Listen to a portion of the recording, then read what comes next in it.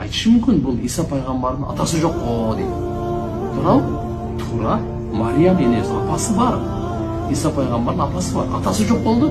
Ошон үчүн Кудайды булар сразу ата кылып алган да. Анан андай айтабыз, Адам атабыз бар го.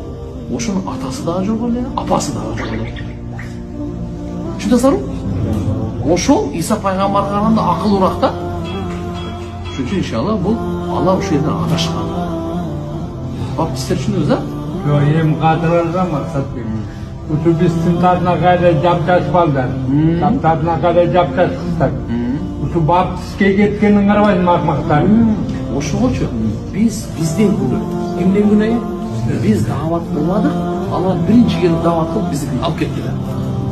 Биз уже отура бердик. Өзү аны башкалар келди, алып кетти.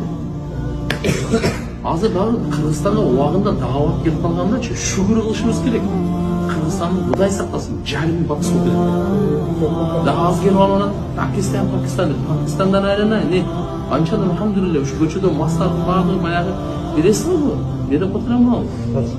Эми замберет деп жок, эме бар. Телешкан деп коет. Арабалар ошолор менен ташып элек го, эсиңизде 90-жылдары отырсаң ол, көтөрө албайсың. Көтөрдү салып ал. Ол келип атып, канчосун даватка калима үйрөтүп, канчосын даватка чыгарып койду. Ошон үчүн бул только болчу.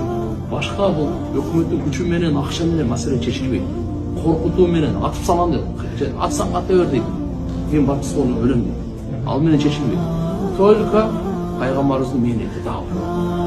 Дават бере беребиз, дастархан жая беребиз, ыйлай беребиз, Алладан сурай беребиз, кайтарабыз. Кудайга шүгүр, көп жаштар кайтарабыз. Алхамдулилла, Алла Таала мешани бергенчи. Нар жагында бар экен, анча-мунчасы колдон чыгып кетти.